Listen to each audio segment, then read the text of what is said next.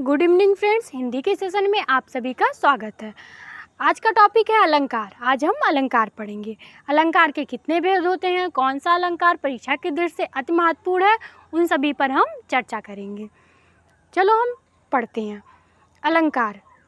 अलंकार के 3 भेद होते हैं, शब्दालंकार, अर्थालंकार, उभयालंकार, जिसको आधुनिक अलंकार या पाश्चात्य अलंकार भी कहते हैं।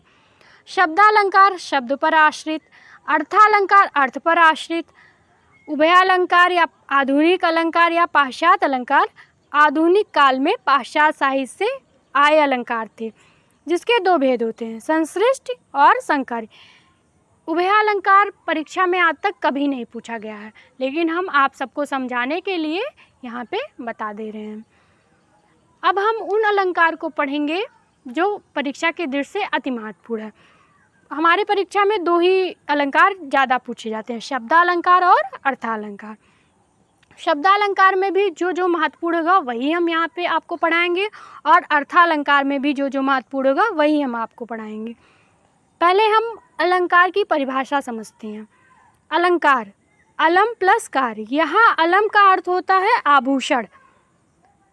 काव्य की शोभा बढ़ाने वाले तत्वों को हम अलंकार कहते हैं। जैसे स्त्रियां अपनी शोभा बढ़ाने के लिए आभूषण का प्रयोग करती हैं, पहनती हैं, उसको धारण करती हैं, उसी तरह हम काव्य की शोभा बढ़ाने के लिए अलंकार का प्रयोग करते हैं। अब हम अलंकार के पहले भेद को देखते हैं, शब्दालंकार। शब्दालंकार में 3 ही अलंकार मुख्य हैं, अनुप्रास अलंकार, यमक अलंकार, श्लेष अलंकार। अनुप्रास अलंकार 5 प्रकार के होते हैं, इसको हम आगे पढ़ाएंगे। अनुप्रास अलंकार पहले हम परिभाषा के माध्यम से समझते हैं। जहाँ एक वर्ण की आवृत्ति 1 से अधिक बार आए वहाँ अनुप्रास अलंकार होगा। इसको हम ऐसे भी समझ सकते हैं कि जहाँ वर्णों की आवृत्ति हो वहाँ अनुप्रास अलंकार होगा। इसे हम उदाहरण के माध्यम से समझते हैं। चारु चंद्र की चंचल किरणें खेल रही थी जल थल में। यहाँ चा की आवृत्ति हुई है कई बार, तो यहाँ पे अनुप्रास अलंकार है। अब हम अनुप्रास अलंकार के 5 भेद को पढ़ते हैं। अनुप्रास अलंकार के 5 भेद। पहला क्या है, छेकानुप्रास अलंकार। छेकानुप्रास अलंकार की परिभाषा क्या है, जहाँ कोई वर्ण 1 या अधिक बार आए वहाँ क्या होता है, छेकानुप्रास अलंकार होगा। इसको हम उदाहरण के माध्यम से भी समझ लेते हैं। कहत कत परदेशी की बात, वरदंत की पंगत कुंदकली।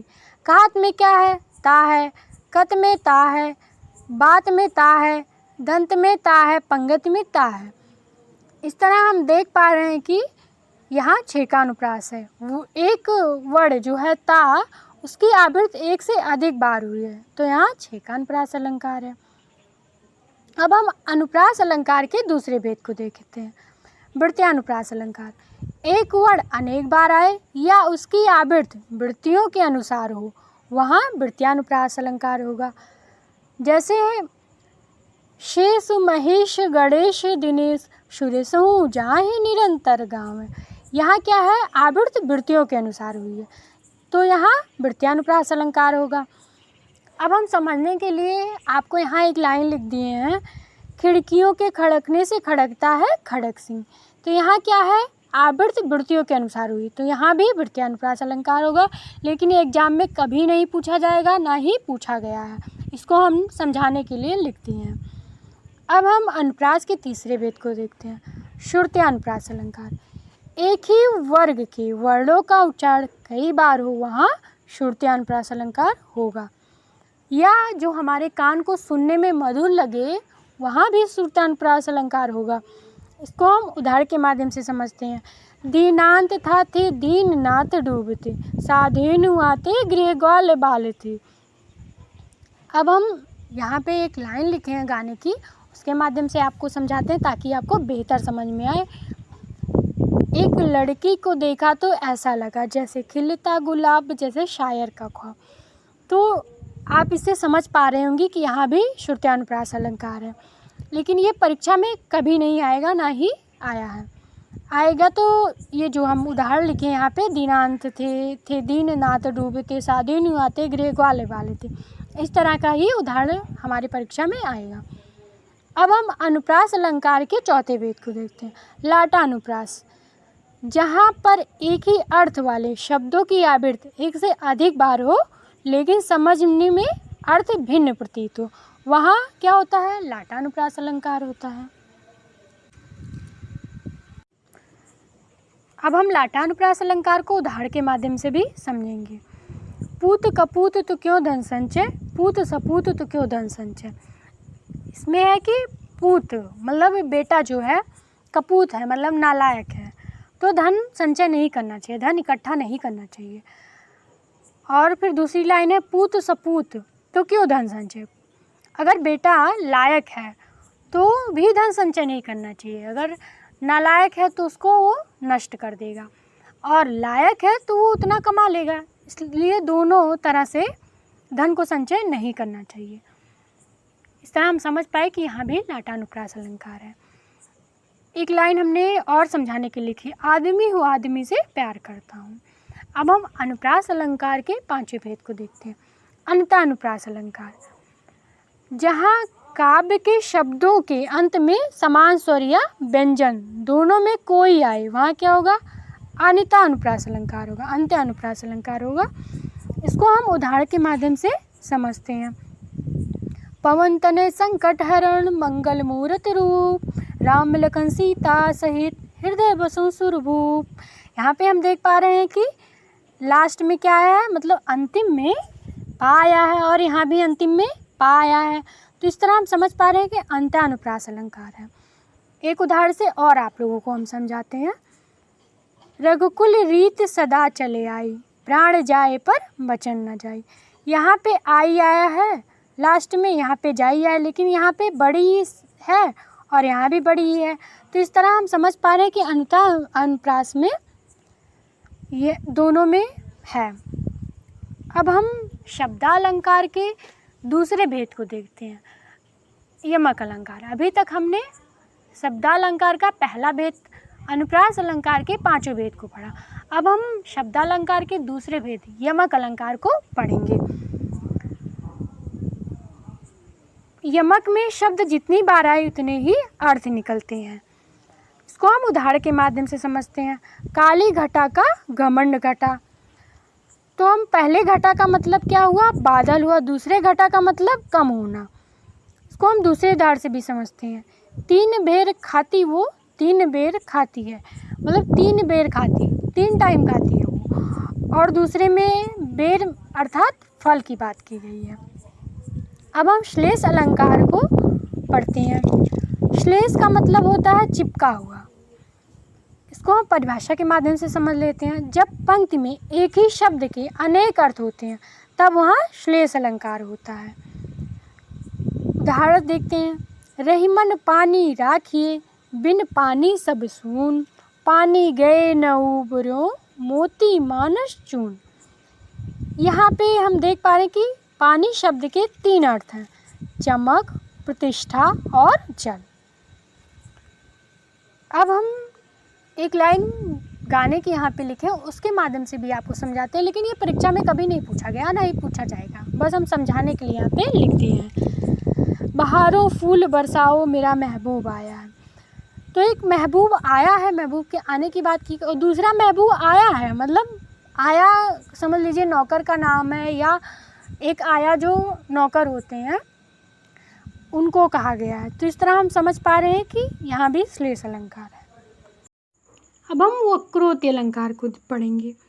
वक्रोक्ति अलंकार, जहाँ कोई बात किसी अर्थ के लिए कही जाए पर सुनने वाला उसे किसी और अर्थ में समझ ले, वहाँ वक्रोक्ति अलंकार होता है। इसे हम उदाहरण के माध्यम से समझेंगे ताकि हम बेहतर समझ पाएँ। आई हूँ मधुवास के प्रियतम एह नाही, आए हूँ मधुवास के प्रियतम एह नाही। इसका अर्थ है, यहाँ एक बिरहणी सखी से कहती है कि बसंत आने को है परंतु प्रियतम नहीं आएंगे। दूसरी बिरहणी उन्हीं शब्दों को प्रश्नवाचक बनाकर कहती है, बसंत आने को है प्रियतम नहीं आएंगे, अर्थात अवश्य आएंगे। इस तरह हमने वक्रोक्ति अलंकार को समझा। अब हम अर्थालंकार को समझेंगे। अर्थालंकार अलंकार का दूसरा भेद है। अर्थालंकार जो अर्थ के आधार पे हो। इसमें सबसे पहला है उपमा अलंकार। उपमा का मतलब समानता होता है। जब पंक्ति में योजक चिन्ह वा, सा, सी, से, सरी, साई, वहाँ उपमा अलंकार होता है। इसको हम उदाहरण के माध्यम से समझते हैं।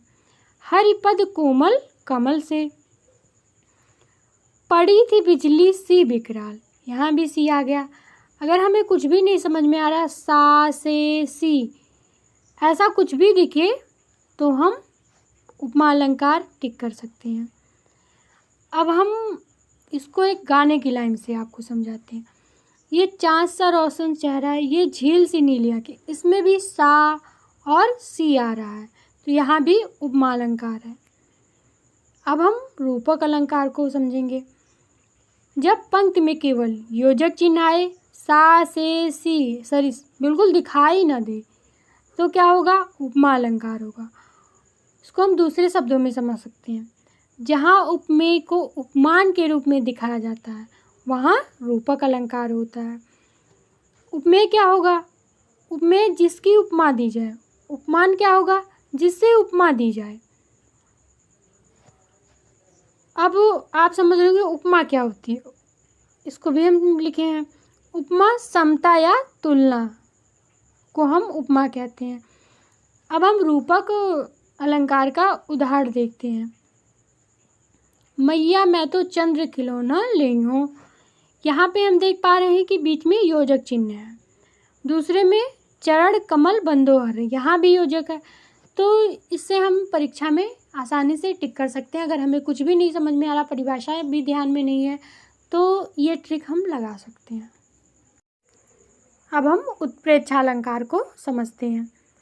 जब पंक्ति में मन मानो, जनु, मनहु, जान, जनहु, जानो आए तो वहाँ उत्प्रेक्षा अलंकार होगा। हम उदाहरण के माध्यम से समझते हैं। नेत्र मानो कमल है। अब हम दूसरा उदाहरण लेते हैं और समझते हैं ताकि हमें बेहतर समझ में आए। सोहत ओढ़े पीठ पत, श्याम सलोने गात, मनहु नील मन सैल पर, आतप परो प्रभात। देखिए हमें पंक्ति में मनहु मिल गया, जो चाहिए था हमें मिल गया। इसलिए हमको सोचना नहीं है कि यहाँ कौन सा अलंकार होगा, हमको टिक कर देना है कि यहाँ उत्प्रेक्षा अलंकार ही होगा। अब हम अतिशयोक्त अलंकार को समझते हैं। उसकी परिभाषा क्या है? जब किसी बात का वर्णन बहुत बढ़ा चढ़ा कर किया जाए तब वहाँ अतिशयोक्त अलंकार होता है। अति का मतलब ही होता है अधिक। जैसे हनुमान की पूंछ में लगन न पाई आग, लंका सगरी जल गई, गए निशाचर भाग। तो यहाँ हम देख पा रहे हैं कि बहुत ज़्यादा बढ़ा चढ़ा के कहा गया है। यहाँ क्या होगा? अतिशयोक्त अलंकार होगा। इसको हमने गाने के माध्यम से आपको समझाया, लेकिन ये एग्जाम में कभी नहीं पूछा गया है, ना ही पूछा जाएगा। बस ये समझाने के लिए हमने यहाँ पे लिख दिया। सुनो ना संगमरमर की ये दीवारें, कुछ भी नहीं है आगे तुम्हारे। इसमें नायिका को कहा गया है कि संगमरमर की दीवारें भी उसके सामने कुछ भी नहीं। ये भी बहुत बढ़ा चढ़ा के कहा गया है, ऐसा कुछ भी नहीं होता है। तो यहाँ भी अतिशयोक्त अलंकार है इस गाने में भी। अब हम मानवीकरण अलंकार को देखते हैं। बेजान पर चेतना का आरोप, या दूसरे शब्दों में हम समझते हैं जहाँ निर्जीव प्राकृतिक पदार्थों को मानव के रूप में प्रस्तुत किया जाए, वहाँ मानवीकरण बनता है। इसको हम उदाहरण के माध्यम से समझते हैं। मेघ आए बड़े बन ठन के संवर की, तो यहाँ मानवीकरण अलंकार हमको साफ दिखाई दे रहा है, तो इसलिए यहाँ मानवीकरण अलंकार होगा। अब हम असंगत अलंकार को देखते हैं। जहाँ कारण कहीं और हो और उसका कार्य कहीं और, वहाँ क्या होता है? असंगति अलंकार होता है। अब हम उदाहरण के माध्यम से समझते हैं। हृदय घाव मेरे पीर रघुवीर के। इस तरह हम समझ पाए कि यहाँ असंगत अलंकार है। यहाँ भी एक गाने की लाइन है कि जैसे दर्द चोट तुम्हें लगती है दर्द हमें होता है, तो इस तरह से भी हम समझ सकते हैं। ये सिर्फ समझने के लिए है। अब हम विरोधाभास अलंकार को पढ़ेंगे। विरोधाभास अलंकार की परिभाषा हम देखेंगे ताकि हमें बेहतर समझ में आए। ऐसा काव्य जिसमें दो विरोधी चीज़ों को एक साथ दिखाया जाए वहाँ विरोधाभास अलंकार होगा। उदाहरण से समझते हैं। सुलगी अनुराग की आग वहाँ, जल से भरपूर तड़ाग जहाँ। ऐसा हो सकता है कि आग वहाँ सुलगी हो जहाँ पानी ही पानी हो? ऐसा कभी नहीं होगा। तो ये विरोधाभास है। अब हम विभावना अलंकार को समझते हैं। विभावना अलंकार बिना कारण के कार्य होना, वहाँ क्या होगा? विभावना अलंकार। उदाहरण देखते हैं। बिन पद चले सुने बिन काना, कर बिन करम करें विधि नाना। इसका अर्थ हम समझते हैं ताकि हमें बेहतर समझ में आए। वह ब्रह्म भगवान जी बिना ही पैर के चलते हैं, बिना ही कान के सुनते हैं, बिना ही हाथ के वो नाना प्रकार के काम करते हैं। नाना मीन्स होगा विभिन्न। अब हम भ्रांतिमान अलंकार को समझते हैं। जहाँ समता के कारण किसी वस्तु में उपमाओं में अन्य वस्तु का उपमान का भ्रम हो जाए, जैसे मुख को चंद्रमा समझ लेना, रस्सी को सांप समझ लेना। अब हम उदाहरण देखते हैं। किशुक सुमन समझ कर झपटा, भौरा शुक को लाल तुंड पर, तोते ने निज ठौर चलाई, जामुन का फल उसे समझकर। इसका अर्थ क्या है? यहाँ भौरे को तोते की लाल चोंच में किशुक सुमन का और तोते को भौरे में जामुन के फल का दिखाई गया है। अतः भ्रांतिमान अलंकार है। अर्थालंकार में एक अलंकार और भी है, संदेह अलंकार। संदेह अलंकार वो है, संदेह का मतलब ये होता है कि जो चीज़ हमें नहीं समझ में आती उसी पे हमें संदेह होता है। तो ऐसे संदेह अलंकार भी है जहाँ समझ में ना आए, जैसे रस्सी है या सांप है, दुविधा बनी रहे और निश्चित नहीं हो पाता, वहाँ संदेह अलंकार होता है। उसको हम उदाहरण से समझते हैं ताकि हम बेहतर समझ पाएँ। सारी बिच नारी है कि नारी बिच सारी है, कि सारी है कि नारी है, कि नारी है कि सारी है। तो हमें समझ ही नहीं आ रहा है कि वो सारी है या नारी है या सारी, इस तरह वो उसमें उलझी हुई है, हमें संदेह है। तो यहाँ संदेह अलंकार होगा। अब हम अन्योक्ति अलंकार को देखते हैं। किसी की ओर अप्रत्यक्ष संकेत। इसका उदाहरण हम देखते हैं। नहीं पराग नहीं मधुर मोह, नहीं विकास ई काल, अल कल ही सौ बध्यो, आगे कौन हवाल। इसका हम अर्थ देखते हैं। इसमें कली और भौरे के माध्यम से नवविवाहित राजा जयसिंह को कर्तव्य निष्ठा की प्रेरणा दी गई है। तो इस तरह हमने अन्योक्त अलंकार को भी समझा। इस तरह हमने अलंकार के दो सबसे महत्वपूर्ण भेद, शब्दालंकार और अर्थालंकार को समझा। और शब्दालंकार अर्थालंकार में जो जो परीक्षा की दृष्टि से अति महत्वपूर्ण था उसको हमने समझाने का प्रयास किया। जो भी जहाँ भी आपको ना समझ में आए हो आप हमें कमेंट कीजिए।